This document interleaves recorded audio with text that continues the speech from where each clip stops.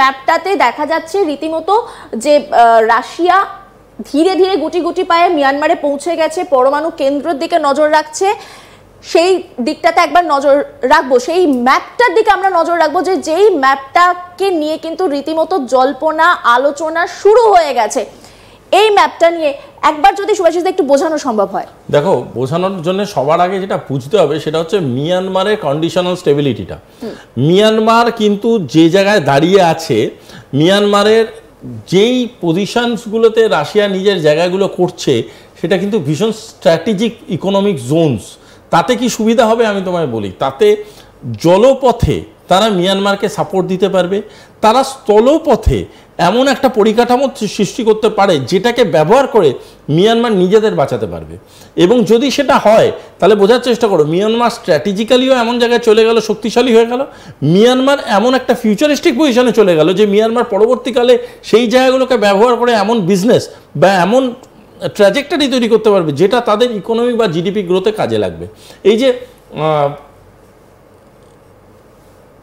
ম্যাপটা, এই যে থাইল্যান্ডের সাথে যেই জায়গাটা শুরু হচ্ছে না, একটু জুম করলে সুবিধা হবে, ইয়ঙ্গনের দিকটা, ইয়ঙ্গনের দিকটা যদি হয়, এই যে এক্সপোর্ট হাব যেগুলো বলছে না, এনার্জি হাব বা এক্সপোর্ট হাব, এইগুলোকে বিভিন্ন রকম নিউক্লিয়ার হাবে তৈরি করছে তারা। এবং শুধু তাই নয়, যে জায়গাগুলো রাখাইন প্রভিন্সের, যদি রাখাইন প্রভিন্সের মধ্যে দিয়ে যাও, সেই রাখাইন প্রভিন্সের মধ্যে দিয়েও মিলিটারি স্ট্রেন্থেনিংয়ের উপরে কাজ করছে জুন্টা সরকারের সাথে রাশিয়া। সুতরাং এই যে পজিশনগুলো তৈরি করছে, সেই সবকটা পজিশনের মধ্যে এমন একটা বার্তা দিতে চেষ্টা করছে রাশিয়া, যে বাংলাদেশের বোঝা উচিত যে মিয়ানমারের যেটা অথেন্টিক গভর্নমেন্ট আছে, জুন্টা সরকার, তারা যদি পাওয়ারফুল হয়ে যায় তাহলে কিন্তু বাংলাদেশ ডিস্ট্রিক্ট ওয়াইজ ভাগ হয়ে যেতে পারে। কারণ মিয়ানমার কিন্তু is not happy with Bangladesh, Myanmar is neither happy with Bangladesh military operations happening in Bangladesh Myanmar border. সেটা কিন্তু আরাকানরাও, যদি আরাকানরা যে জায়গায় আছে সেখান থেকে ওদেরকে যদি পুশব্যাক করা শুরু হয়ে যায়, ওরা কিন্তু, যদি বাংলাদেশের একবার ডিস্ট্রিক্ট ম্যাপটা দেখান, আমি বলছি একবার বাংলাদেশের ডিস্ট্রিক্ট ম্যাপটা দেখান। এই দেখো, এটা একটু জুম করো, আমি জুম করলে বলবো তাহলে বুঝতে পারবে। এই দেখো চিটাগং, ঠিক আছে? যদি আগের ম্যাপটা একটু মাথায় রাখো, আগের ম্যাপটা দেখানোর দরকার নেই, আগের ম্যাপটা মাথায় রাখলে বুঝতে পারবে মিয়ানমার কিন্তু যে জায়গায় টাচ করে আছে, ম্যাপটাকে একটু উপরের দিকে তুললে দেখবে মিয়ানমার নিচের দিকে লেখা, মিয়ানমার কথাটা লেখা। তার মানে মিয়ানমার অ্যাকচুয়ালি যেটার সাথে টাচ করে আছে সেটা কিন্তু চিটাগং, সেটা কিন্তু চিটাগং।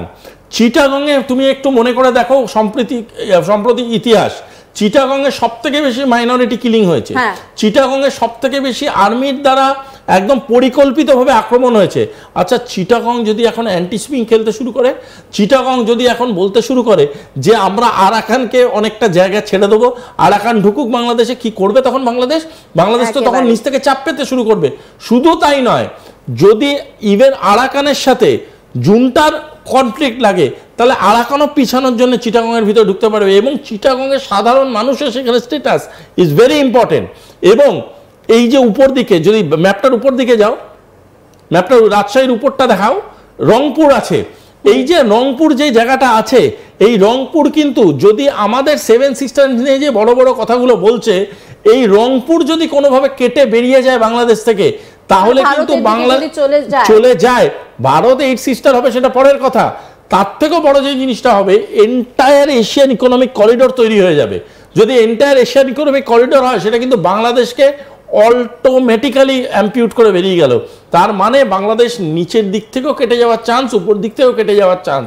তাই জন্যে আমি বারবার বলছি, এই ঘটনাটাকে যদি আটকাতে হয়, বাংলাদেশ নিড পলিটিক্যাল সলিউশন। এই পলিটিক্যাল সলিউশনের জন্য বাংলাদেশের সরকার দরকার, আর এই সরকার করার জন্য বাংলাদেশে একটা স্টেবল ইলেকশন করা দরকার। যারা এখন এই ছেলে খেলাগুলো করছে, এই ছেলে খেলার জন্য কিন্তু বাংলাদেশের ম্যাপ চেঞ্জ হয়ে যেতে পারে। আমি বারংবার এই কথাটা কেন বলছি, অনেকেই দেখলাম বলে আপনারা তো ভারতীয়, আপনাদের এত হেডেক কিসের? ওরে ভাই, আমরা ভারতীয় বলেই হেডেক। তোদের পাশে যদি রাশিয়া থাকতো না, তাহলে তোদের হেডেক কেন? তোরাই মিটে যেতিস এতদিন পৃথিবীর বুক থেকে। আমরা ভারতীয় বলেই আমাদের মাথায় হেডেক, আমরা ভারতীয় বলেই এখনো মাথায় হাত বুলিয়ে বোঝাচ্ছি, আমরা ভারতীয় বলেই এখনো 100 কোটি টাকা গুনে গুনে দিচ্ছি পকেটে। তার কারণটা হচ্ছে আমরা চাই তোমরা জীবিত থাকো। না তোমাদের জামাত বাঁচাতে পারবে, পাকিস্তান তো নিজের এয়ারপোর্ট ঠিক করতে পারে না, তোমাদের বাঁচাবে কি? তোমাদের কে বাঁচাবে? তোমাদের বাঁচানোর জন্য একজনই পারবে, সেটা ইন্ডিয়া। পাকিস্তান যেভাবে অপারেশন সিন্দুরের বর্ণনা করা শুরু করেছে সেটা অত্যন্ত হাস্যকৌতুক একটা বিষয় হয়ে দাঁড়িয়েছে। সেটা থাক, ওটা পাকিস্তানের বিষয়, কিন্তু এই মুহূর্তে যেটা আরো একটা বিষয় আলোচনা করতেই হচ্ছে যে আরাকান নিয়ে এত কথা আমরা বলছি, এতটা তারা সাহস পাচ্ছে কোথা থেকে? তাদের তো শিকড়টাই সেইভাবে নেই। শোনো, আসছে কোথা থেকে? মানে যে কোনো কিছু করতে গেলে তো টাকা প্রয়োজন, পকেটে টাকা না থাকলে কিছু হবে না। আমি তোমাকে এখন মজার কথা বলি। মজার কথাটা হলো যে আরাকান কোথা থেকে এত অর্থবল পাচ্ছে, কোথা থেকে এত আর্মস পাচ্ছে, তার ব্যাপারে অনেক লোকে অনেক তথ্য দিয়েছে। তো আমি সেই তথ্যগুলোতে যাচ্ছি না, কারণ বললেই বলবে আপনারা বায়াস, ভারতীয় তথ্য দিচ্ছে না। সিআই এর অ্যানুয়াল রিপোর্ট বেরোয়, সিআই এর প্রচুর অ্যানুয়াল রিপোর্ট বেরোয়, অন্তত 3টে অ্যানুয়াল রিপোর্ট 2019, 2023, 2024 যদি কনসিডার করো, সেখানে ক্লিয়ারলি বলা আছে there are American corporate standing behind Arakan. এর মানেটা কি? আমেরিকান গভর্নমেন্ট তো বলতে পারে না, আমেরিকান গভর্নমেন্টই তাদের পাশে দাঁড়িয়ে আছে। আরাকান যেমনভাবে আর্মস পেয়েছে, যত আর্মস আরাকানের তরফ থেকে মানে তোমার এক্সট্র্যাক্ট করা হয়েছে, পাওয়া গেছে, 99% of this arms are provided by America. এখানে আরো একটা তাহলে বিষয় বলতেই হচ্ছে, ডোনাল্ড ট্রাম্প ক্ষমতায় যবে থেকে এলেন তবে থেকেই তিনি শান্তির বার্তা দেওয়া শুরু করলেন। তিনি বললেন তিনি কোথাও যুদ্ধ হতে দেবেন না, তিনি সর্বত্র শান্তি বজায় রাখতে চান। তিনি রাশিয়া ইউক্রেনের মাঝখানে নাক গলালেন, যদিও তার ফলাফল কি সেই নিয়ে আলোচনায় যাচ্ছি না। অন্যদিকে ভারত পাকিস্তানের মধ্যে যে অপারেশন সিন্দুর চললো, সেই সময় দাঁড়িয়ে কোথাও গিয়ে তিনি কিন্তু কোনো অফিসিয়াল পেজ থেকে নয়, তিনি তার পার্সোনাল জায়গা থেকে বললেন যে তিনি মধ্যস্থতা করে নাকি গোটা বিষয়টাকে সামাল দিয়েছে, যদিও ভারত পরবর্তী সময়ে আসল ঘটনা প্রকাশ করে দিয়েছে। কোথাও গিয়ে তো দুটো জিনিস দেখা যাচ্ছে, মুখ এবং মুখোশ। দেখো, ডোনাল্ড ট্রাম্প আধুনিক রাজনৈতিক পটভূমিতে হচ্ছে বিরিঞ্চি বাবা। বিরিঞ্চি বাবা দেখেছিলে? বিরিঞ্চি বাবা যেরকম বলতো না, সব ঘটনা ঘটে আমার জন্যে। কাপুরুষ মহাপুরুষ, সত্যজিৎ রায়ের সিনেমা ছিল, সেখানে সব ঘটনা। উনি ট্রেনে বসে বসে সূর্যকে বলছে ওঠ ওঠ ওঠ, সূর্য উঠে পড়ছে। উনি বলছেন সূর্য নাম নাম নাম, সূর্য নেমে পড়ছে। বলছে গৌতম বুদ্ধকে আমি গৌতম বলে ডাকতাম। এই ধরনের চরিত্রগুলো আপনার সমাজের চারিপাশে বহু জায়গায় পাবেন, যারা মুখে নং নারীতং জগৎ। এবং তারা যখন টুইট করতে শুরু করে এবং সেই টুইটটা যখন মিলিয়ন লোকে ফলো করতে শুরু করে, তারা ঘটনাচক্রে কখনো কখনো আমেরিকার রাষ্ট্রপতি হয়ে যেতে পারে। পয়েন্টটা হচ্ছে ডোনাল্ড ট্রাম্প যে কথাগুলো বলছে, সেই কথাগুলোতে যদি কারুর সবথেকে বেশি ভয় হওয়া উচিত, সেটা কিন্তু কপিল শর্মার। তার কারণটা হচ্ছে কপিল শর্মা যেটা করে খায়, সেই জায়গাটা ডোনাল্ড ট্রাম্প সবথেকে বেশি চ্যালেঞ্জ করছে, সেটা হচ্ছে stand up comedy. Donald Trump আজকের ডেটে সিরিয়াস নোটে একটা টুইটার অ্যাকাউন্টকে ইউজ করে একটা স্ট্যান্ড আপ কমেডির পেজ বানিয়ে দিয়েছে।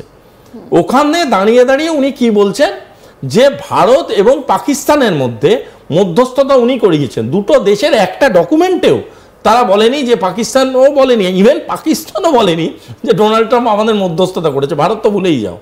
সেকেন্ড হচ্ছে রাশিয়া ইউক্রেনের ক্ষেত্রে বললে আমি মধ্যস্থতা করিয়ে পিস আনাবো, রাশিয়া পাত্তাই দেয়নি, পাত্তাই দেয়নি। এবং ইউক্রেনের সঙ্গে যেটা ঘটলো, তাতে তো মোটামুটি নিজেদের দখলদারিটা বাড়ানো ছাড়া কোথাও কিছু হলো না। শোনো, সেই ছবিটাই তো দেখেছি আমরা। আমেরিকার ব্যাপারে আমি একটা কথা বারংবার বলেছি, আমেরিকা আফগানিস্তানে এত বছর ধরে ছিল, সাদা পায়রার ব্যবসাও করতো না, জিলিপি ভাজতো না, যে ভেজে ভেজে সবার বাড়িতে দিলাম অল্প অল্প করে জিলিপি খান ভালো থাকুন, সেটা করতো না। আমেরিকা ওখানে গেছিল তেল চুরি করতে। এই কথাটাকে আজকে বলতে এত ভাবার কি আছে?